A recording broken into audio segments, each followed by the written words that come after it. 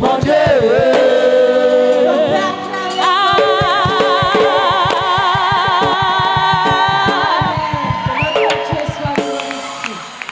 Notre Dieu est merveilleux.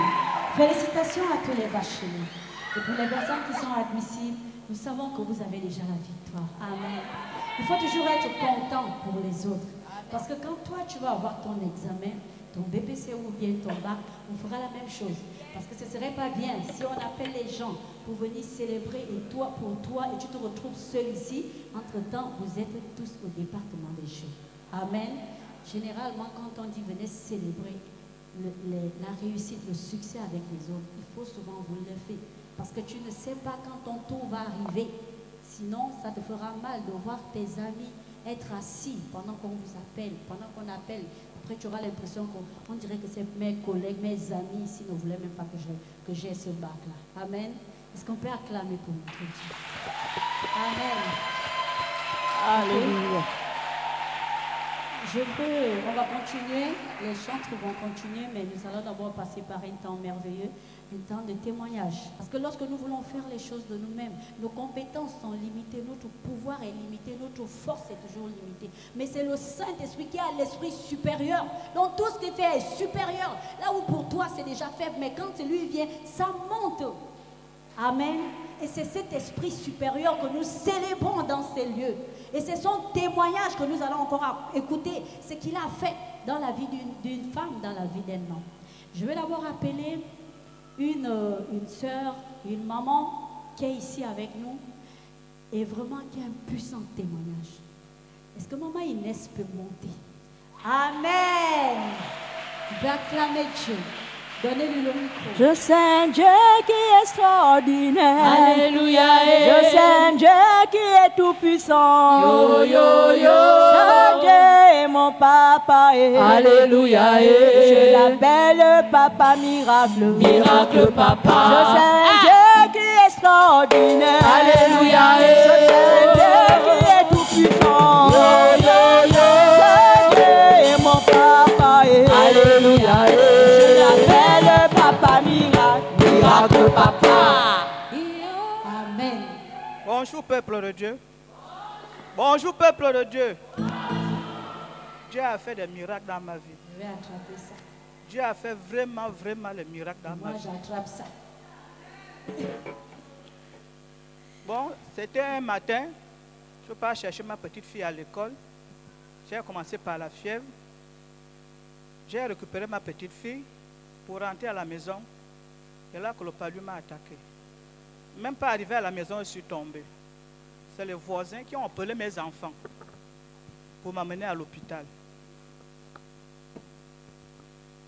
Donc mes enfants m'ont mis dans la voiture pour m'amener à l'hôpital. On m'a refusé tous ans. Toutes les cliniques qui sont en train, on m'a refusé. Les enfants m'ont amené à l'hôpital général. À l'hôpital général, on m'a dit que non, les médecins sont occupés. On n'a pas la place pour toi ici. Les enfants commencent à pleurer. Ils l'ont mis dans la voiture. On m'a reçu à CHU d'Angonje. Arrivé à CHU d'Angonje, je me suis réveillé vers les 22 heures. Le médecin me dit, madame, c'est quoi? J'ai dit, je ne sais pas. Qu'est-ce qui s'est passé? J'ai expliqué ce qui s'est passé. Le médecin me dit, madame, je vois qu'il y a un côté gauche, ça ne bouge pas. Il y a un côté droit qui bouge. Je suis parti à la radiologie, on m'a fait la radio. Madame, on ne voit rien. Mais un côté gauche, c'est bloqué. Ça ne bouge pas. Le sang ne circule pas. Il faut rentrer à la maison. J'ai dit, comment ça? On dit que c'est la l'AVC. On me dit, non. Si c'est la l'AVC, va à la maison. J'ai appelé l'homme de Dieu. J'ai dit que voilà ce que les médecins ont dit. Il m'a dit, comment ça? J'ai fait 2 semaines encore à la maison. Il me dit, là où je suis à pied. Je vais faire comment? Si tu connais quelqu'un qui a la voiture, j'ai dit oui. Il dit, bon, appelle la personne pour t'amener à SAMU social. Il m'a amené à SAMU social, on a fait les examens. On me dit, mais madame, on ne voit rien. J'ai dit, comment ça? On ne voit rien comment? Le taximan qui m'a appelé, qui m'a amené, je l'ai appelé que non, mon frère vient me chercher. Je vais partir à la maison. Arrivé à la maison, j'ai pleuré. J'ai dit, je vais faire comment? J'ai des enfants.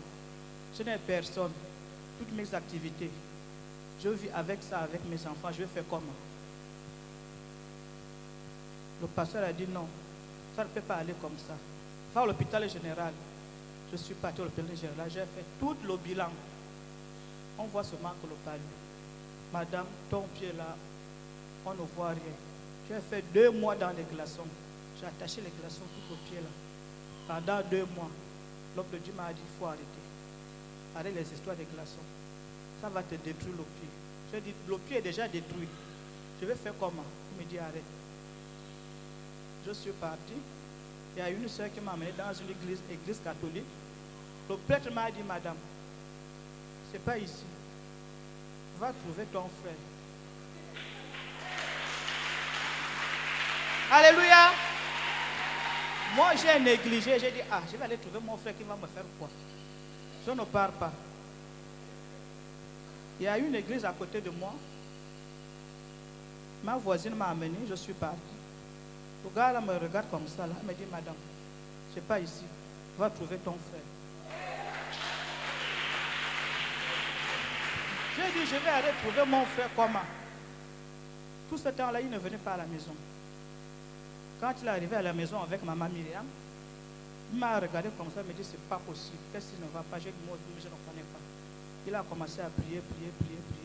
Le lendemain matin, je vois mon pied gauche, comme si on a versé l'eau chaude.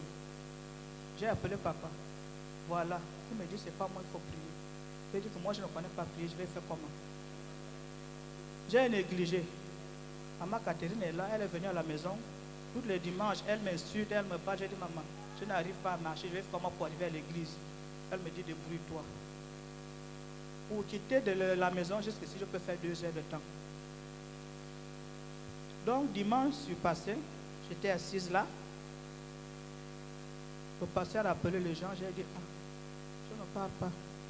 Voilà, le Saint-Esprit me dit, ma fille, lève-toi, va faire ta délivrance. J'ai dit, comment ça?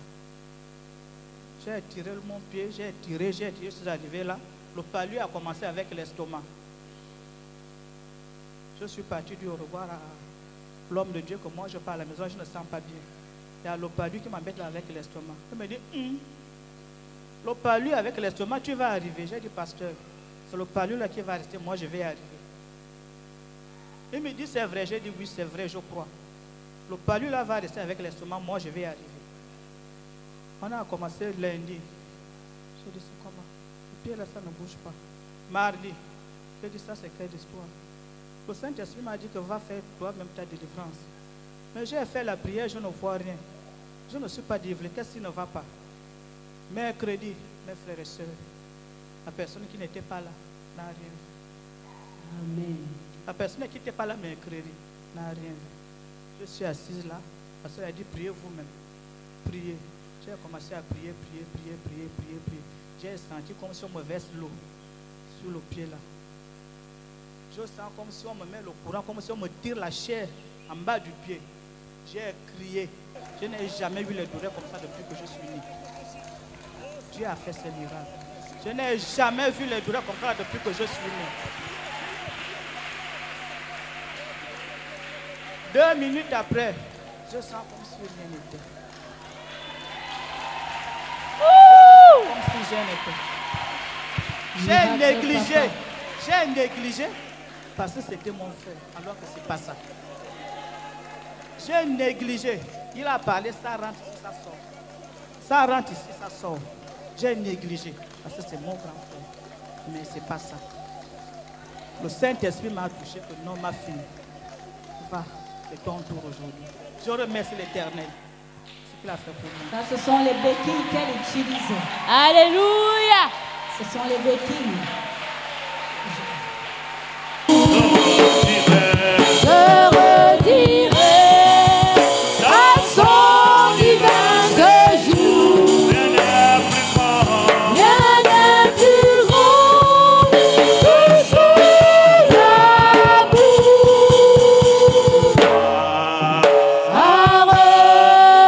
amour. Gloire, gloire.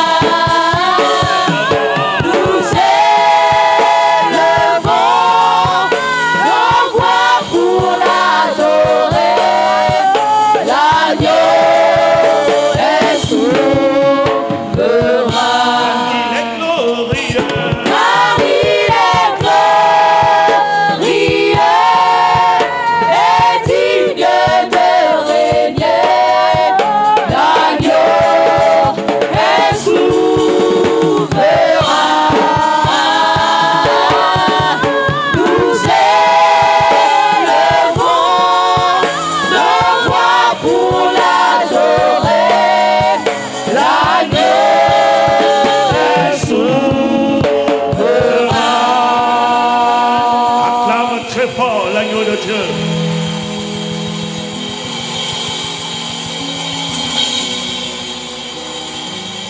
Assieds-toi.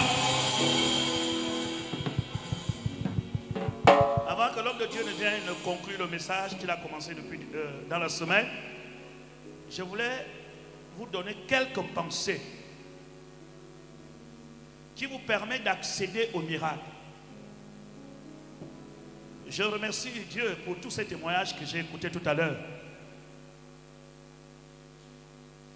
Je vous ai toujours dit que l'obstacle de votre miracle, ce n'est pas le diable, c'est vous-même. Et la possibilité d'avoir ton miracle, ce n'est pas le pasteur, c'est toi-même. Est-ce que quelqu'un me comprend? L'impossibilité d'accéder au miracle, ce n'est pas le diable, c'est toi-même. Et la possibilité d'accéder à ton miracle, ce n'est pas le pasteur, c'est toujours toi.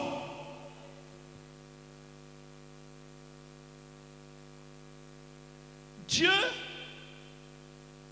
n'a pas de famille charnelle. Dieu est esprit.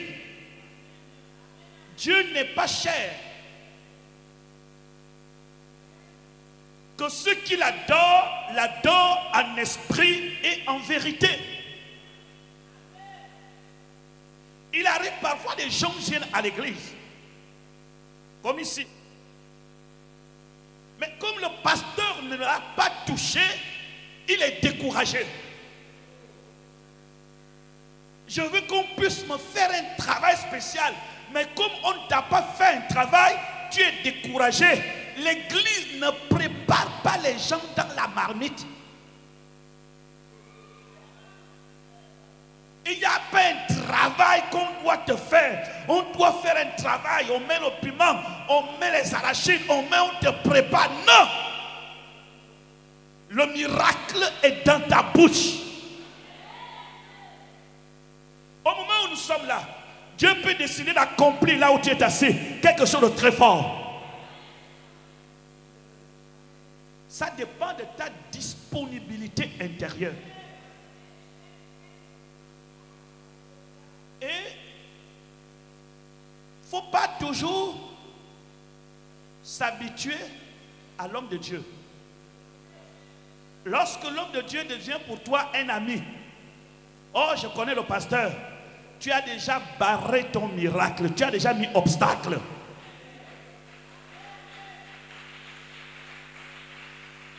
Et voilà pourquoi je vous ai dit que la stratégie que le diable utilise, les chrétiens, c'est qu'il soit contre. C'est-à-dire qu'il te met d'abord qu'il y ait de l'amertume entre toi et ton pasteur.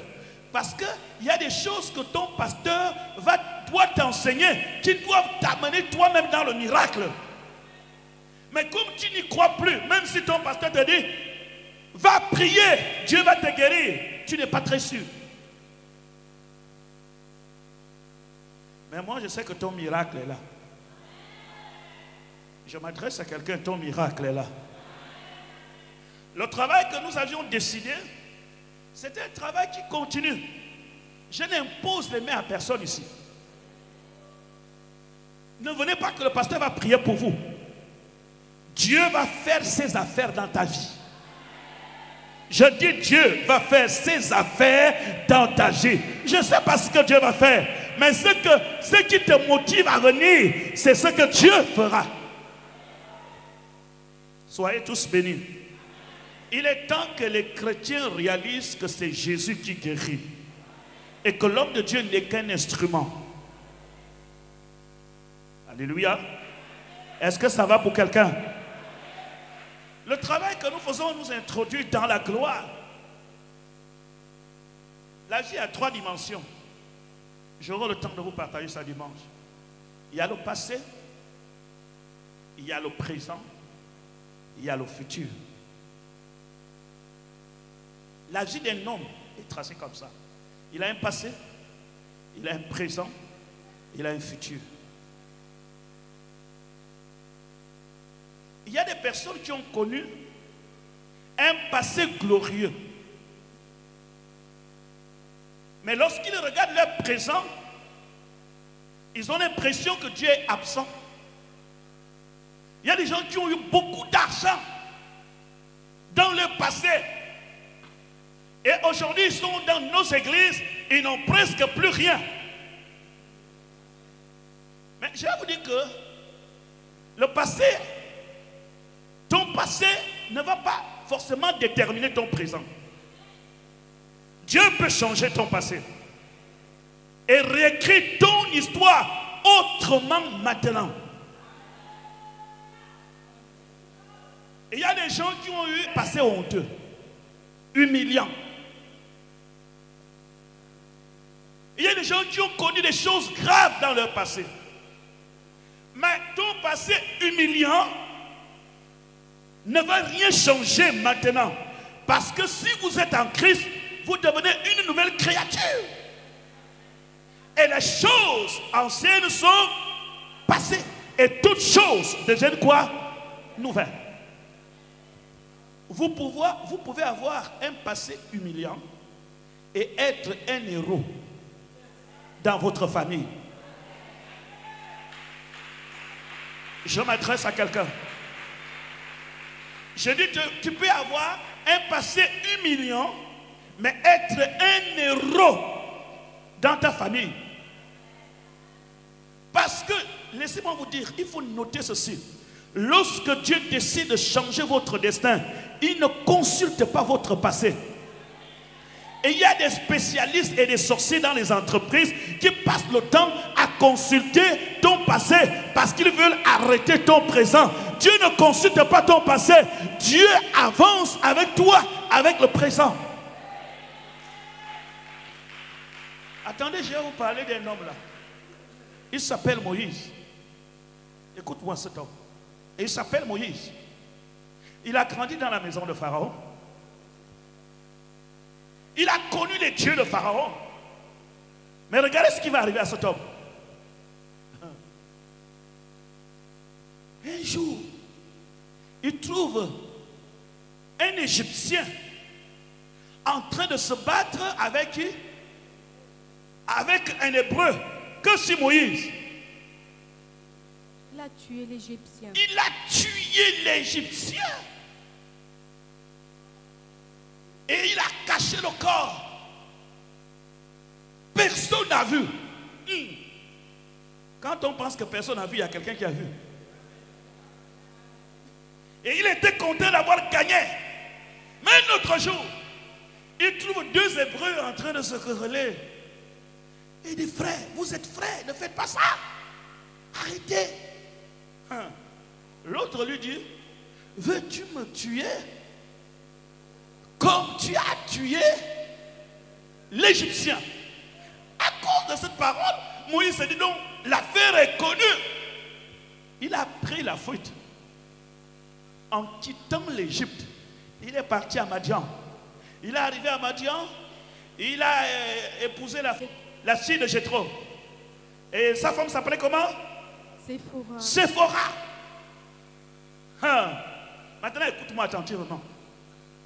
Moïse, chez Jéthro, mène la bonne vie avec un mauvais passé.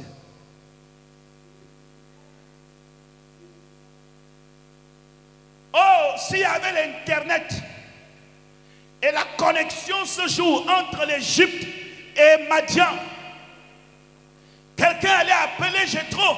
Est-ce que tu connais que la personne que tu gardes à la maison était un assassin? Jéthro dit, je ne sais pas, mais ce que je sais, c'est mon beau-fils, il a épousé ma fille.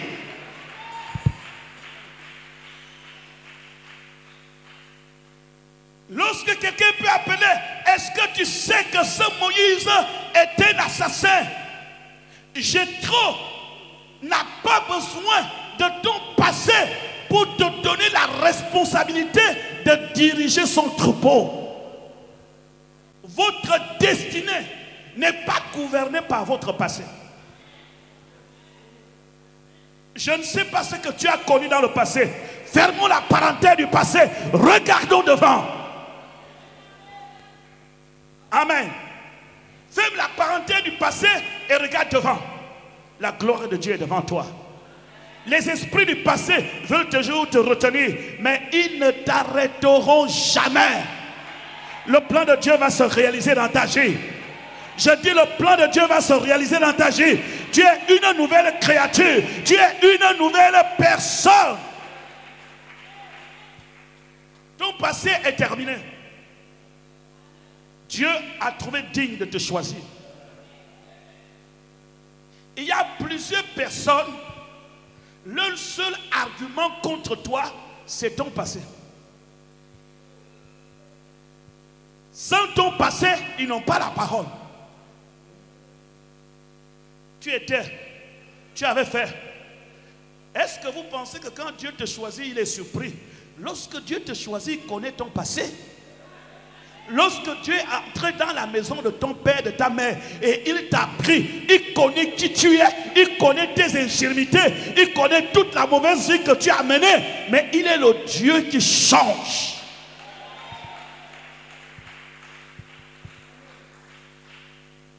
Alléluia. Amen, amen. Moïse vit une autre vie. Lorsque vous êtes dans votre présent, n'écoutez pas votre passé. Le futur, c'est quoi? C'est votre futur qui va enterrer votre passé. C'est ce que vous allez devenir.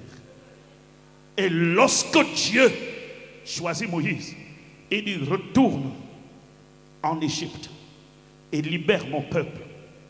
Lorsque Moïse revient en Égypte avec le bâton du berger, oh, qu'est-ce qu'il est devenu? L'homme qui avait dit à Moïse que tu veux me tuer comme tu as tué l'Égyptien, il devient le libérateur. Il devient celui qui va délivrer tout un peuple. Il est là pour accomplir son dessein. Plus personne n'a même rappelé que, mais et Moïse là, le Moïse là, est-ce que vous vous rappelez? Vous savez, la gloire de Dieu dans ta vie va enterrer ton passé. Le miracle que Dieu va opérer dans ta vie fera en sorte que les gens oublient que tu étais prostituée, fera en sorte que les gens oublient que tu étais menteur. Lorsque la gloire descend, le passé est enterré. La gloire est le cimetière du passé. Je dis la gloire est le cimetière du passé. Quand quelqu'un vit la gloire de Dieu, le passé est enterré. À chaque fois que tu vois les gens viennent te parler de ton passé, c'est que tu n'es pas encore arrivé à une dimension de gloire qui enterre le passé. Pourquoi? Dans bientôt, quelqu'un qui t'insulte, quelqu'un qui parlait mal de toi, mais quand ton élévation va arriver, il va chercher à être ton ami, il va chercher à être à côté de toi, parce que tu es dans une gloire. Dis amen 2 fois. Que cette gloire vienne sur toi. Tes ennemis verront la gloire de Dieu. Tes adversaires verront la gloire de Dieu. Le passé est enterré. Donne-moi un amen 2 fois.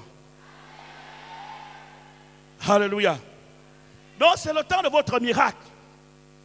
Ce qui a permis que les hommes de Dieu aillent loin. Apôtre Paul dit, je fais une chose. Je ne fais pas 2 choses quand je viens à l'église. Je fais une chose.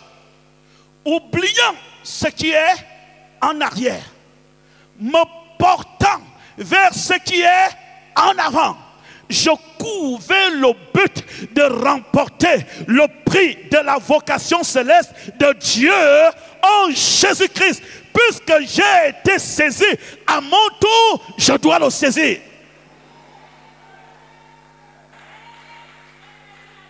Je fais une chose, oubliant ce qui est en arrière. arrête d'ouvrir tes oreilles lorsque les gens racontent ton passé. C'est les gens qui sont derrière qui parlent des choses de derrière. Les gens qui sont devant parlent des choses à venir. Moi, je ne vais pas parler de qui tu étais. Je parle de toi parce que tu es une princesse. Tu es un prince de Dieu.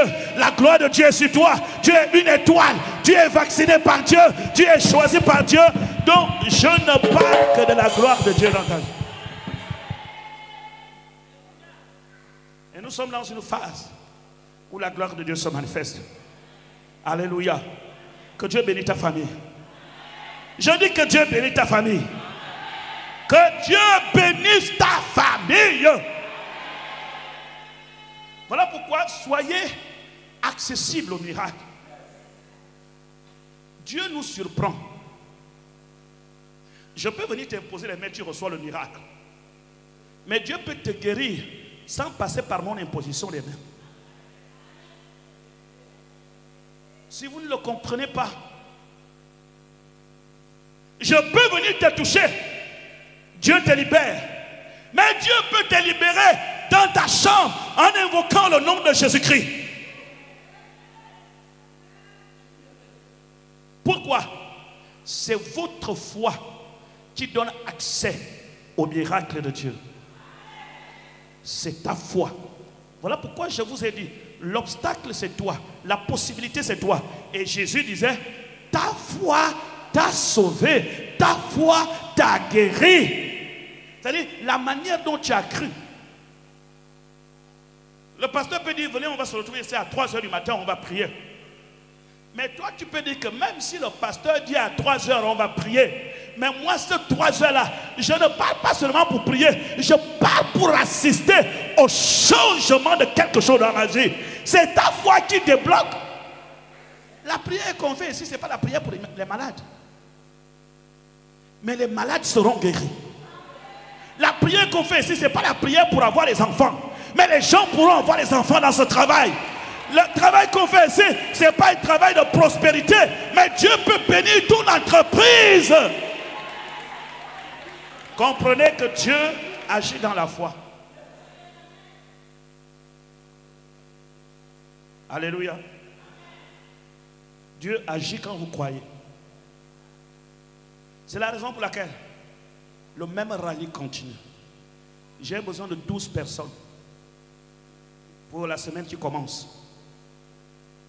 17 h pile, on se retrouve ici. Les 12, venez rapidement. Hein. Je ne viendrai chercher personne. 12.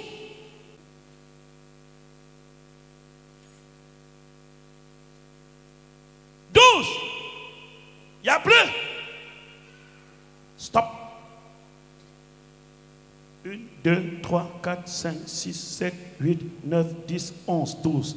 Acclamons le Seigneur Jésus.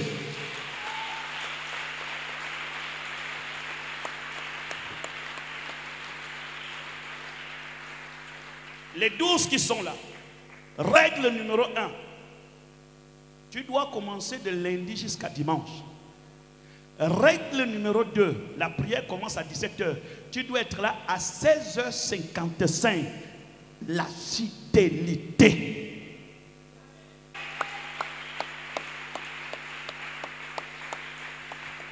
Le groupe de samedi, vous devez être... Moi, je ne peux être libre que les samedis. Ici, c'est un groupe qui ne vient qu'une fois par semaine. C'est-à-dire samedi à 17 h. Vous devez être là. Avancez. Le groupe de samedi. Je vous dis que la prière là, hein, ce n'est pas un jardin d'enfants. Hein.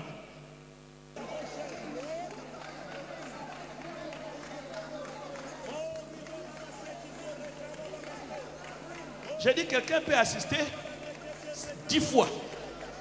Mais ne pas assister et tu omèges, c'est un péché.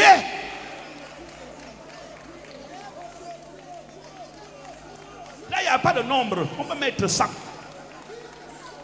Si vous êtes encore assis, il faut venir.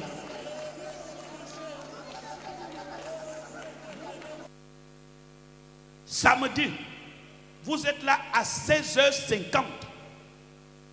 Parce que 17 h, ça déclenche. Vous restez toujours assis. C'est comme ça que les gens rentrent au paradis. Hein.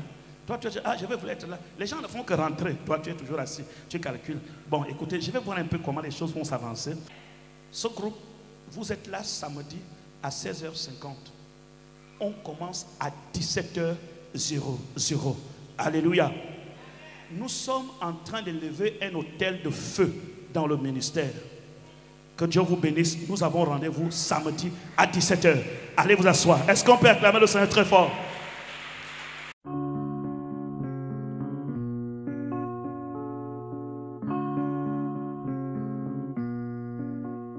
Laisse donc entrer Jésus dans ton cœur, qui n'en peut plus, qui ne sait plus trop pourquoi.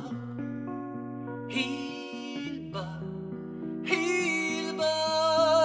laisse donc entrer Jésus dans ton cœur, qui ne sait plus, pour qui, pourquoi.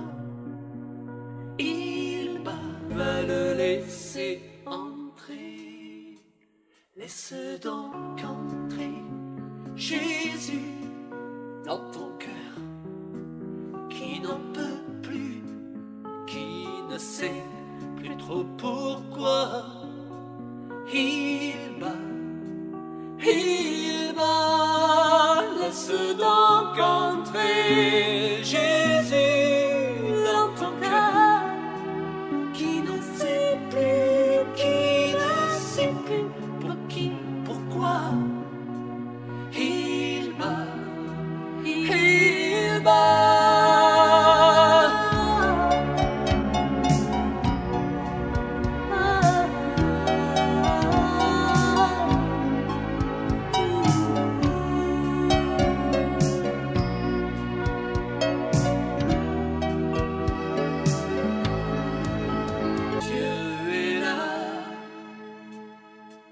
laisse donc entrer Jésus dans ton cœur, qui n'en peut plus, qui ne sait plus trop pourquoi. Il bat, laisse donc entrer Jésus dans ton cœur, qui ne sait plus, pour qui, pourquoi. Il bat,